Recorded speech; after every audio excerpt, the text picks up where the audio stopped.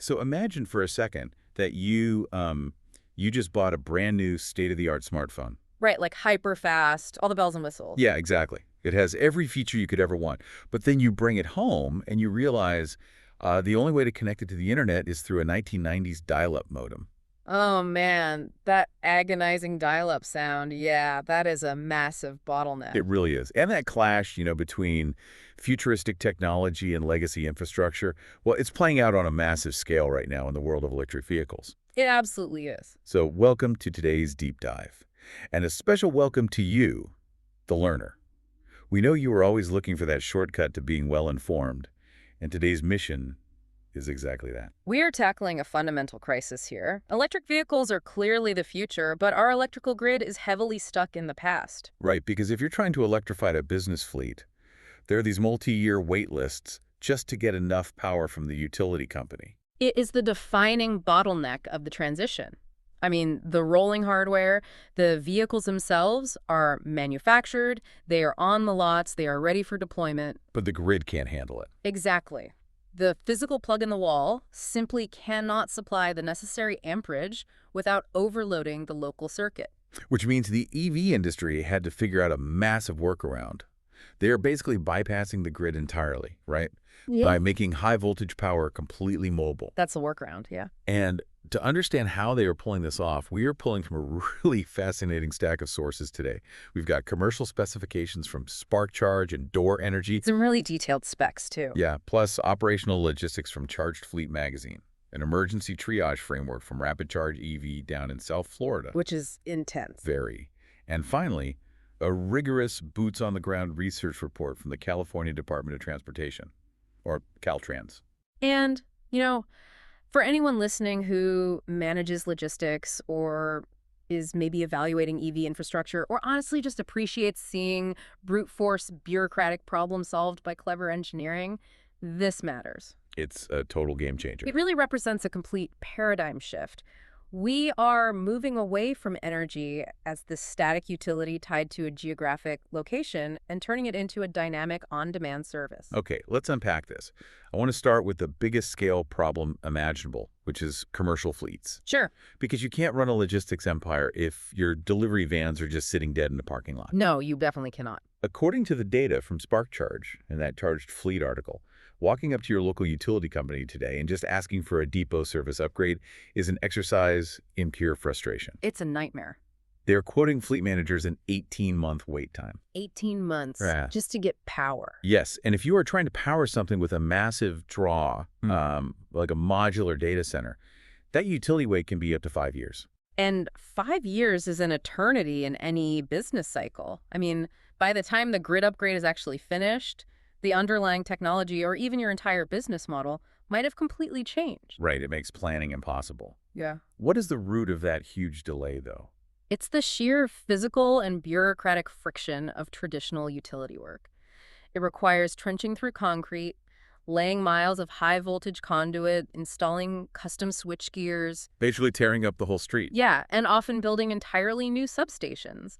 And every single step of that requires environmental reviews, local permitting, municipal approvals. It's like trying to fill an Olympic swimming pool with a garden hose. That is a great way to picture it. Right. Instead of waiting 2 years for the city to slowly upgrade your plumbing and dig up your street, a private company just drives up and drops a massive water tower right in your backyard. What's fascinating here is how that visual perfectly captures the industry's shift to charging as a service, or CaaS. Gas, right. Yeah. What we are seeing is a fundamental rewrite of the financial model. Historically, a fleet operator had to accept massive capital risk. Because they had to buy the chargers themselves. Exactly. They had to purchase all this fixed charging hardware, finance the construction, and essentially place a massive bet that the hardware wouldn't just become obsolete in 3 years. Which it probably would. Probably, yeah. But charging as a service drops that upfront capital expenditure to zero. And that is the ultimate magic phrase for a fleet manager. Yeah. Zero upfront cost. It really is. Companies like Spark Charge, they deploy these battery energy storage units. The industry shorthand is BES, along with Power Hub generation units, directly to the fleet depot. So they just drop off these huge batteries. Right. The provider handles the deployment, the maintenance, and the daily operations. The fleet manager just treats it like a standard utility bill. So they are basically just paying a flat rate per kilowatt hour of energy delivered. Exactly. And because this bypasses all those grid upgrades and permits, a massive fleet depot can go live in as little as 7 days. 7 days instead of 18 months? That is a staggering acceleration. It converts a fixed, multi-million-dollar capital gamble into a flexible, scalable operational expense. I mean, if the fleet adds 50 vans next month, the provider simply drops off more battery units to cover the delta. It's brilliant. But, that charging as a service model solves a highly predictable problem. True. Because the depot is a known location, the vans have a set schedule, the power draw is fully calculated. The far more complex issue is what happens when power demand is completely chaotic. Like an EV dying on the side of the highway. Exactly. Yeah. Unpredictable triage. Which brings us to the source material from Rapid Charge EV in South Florida. They outline this incredibly rigid decision framework for handling an EV breakdown. They have to, yeah. The dispatcher's first and really most critical task is separating a power problem from a mechanical problem. Because making the wrong call there just wastes hours. Oh, absolutely. Like, if the main traction battery is at 0%, or the smaller 12-volt system is dead and the doors are electrically locked, that is a pure power problem. Right, and a mobile charging unit solves that directly on the shoulder of the highway. But if the vehicle actually has a charge, and simply refuses to enter ready-to-drive mode or throws a drivetrain fault code on the display, well, dumping more electricity into it is useless. Totally useless. And there is one scenario in the Rapid Charge EV framework that overrides literally every other diagnostic step. The saltwater exposure. Yes, saltwater. If an EV has driven through a flooded coastal street or maybe a storm surge, the protocol demands a hard stop. Do not attempt to charge it. Do not attempt to drive it. Just extract it. Immediate extraction to an isolated service center. Which honestly sounds a bit extreme until you look at the battery chemistry. Right. Because salt water isn't just water, it is highly conductive and incredibly corrosive.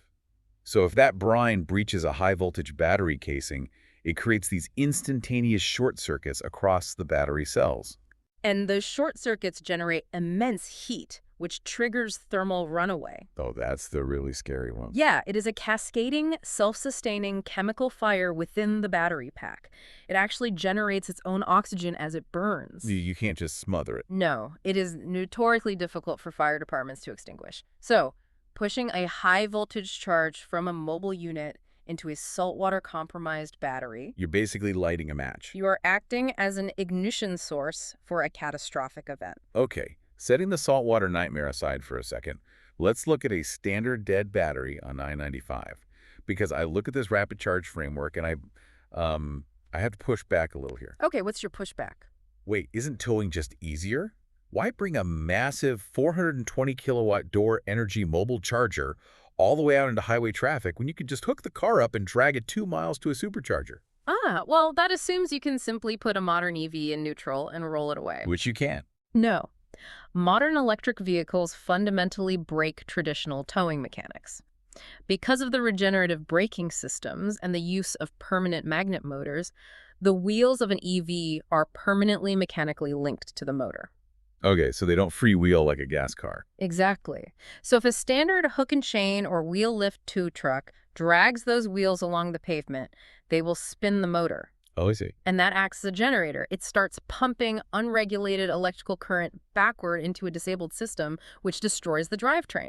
So you are basically mandated to use a flatbed, entirely lifting the vehicle off the road surface. Yes, which introduces massive delays because flatbeds are a specialized limited resource compared to standard tow trucks. That makes sense. Furthermore, the Rapid Charge EV data highlights the environmental pressure specific to South Florida. The ambient heat routinely exceeds 90 degrees. Oh, right.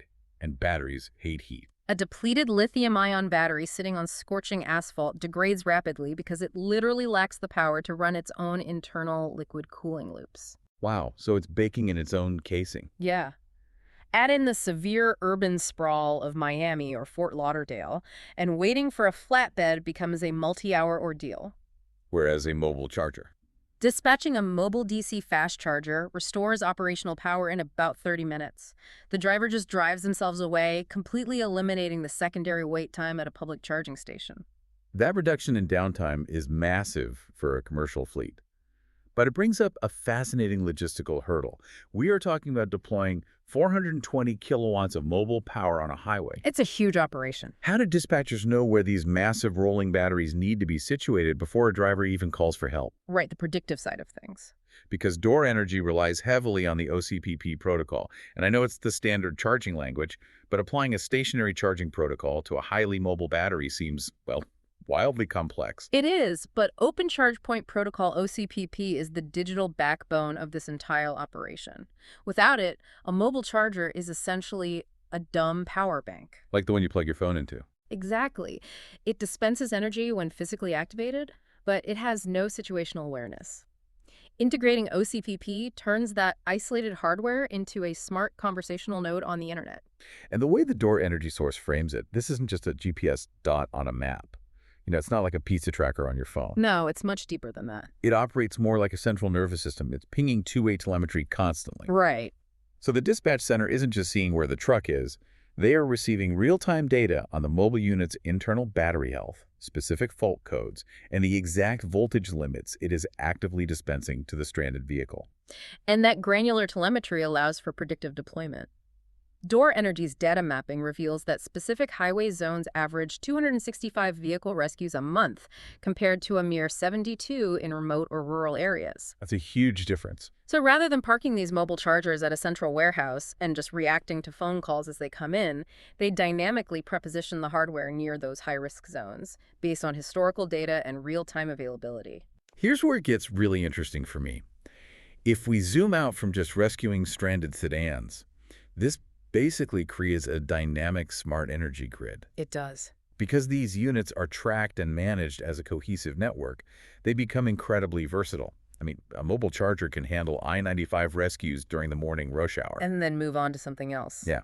By the afternoon, the management software routes it to a construction site to power an electric excavator, or to a remote outdoor event space to run temporary infrastructure. It completely severs the concept of energy delivery from the physical power grid. It is a totally compelling vision of the future. However, Yeah, there's always a however. we have to look past the polished marketing brochures and the idealized data streams. A reality check. Right. The transition from theoretical capability to operational reality is incredibly messy. And the California Department of Transportation, Caltrans, actually procured this hardware to stress test it within their own fleet operations. And their research report is a pretty sobering look at the friction of early adoption, to be honest. It really is. They evaluated two distinct systems to bypass their own facility grid limitations. Okay, so first was the FreeWire Boost Charger 200, which is a semi-permanent solution. Correct. And then they tested the Evesco Eves 6060NA, which is the fully mobile option. Right. Now, the mechanics of the FreeWire unit are actually brilliant. It solves the grid bottleneck by trickling power from a standard low-voltage 208-volt or 240-volt line into a massive 160 kilowatt-hour internal battery. So it pulls a tiny amount of power over a long time. Exactly.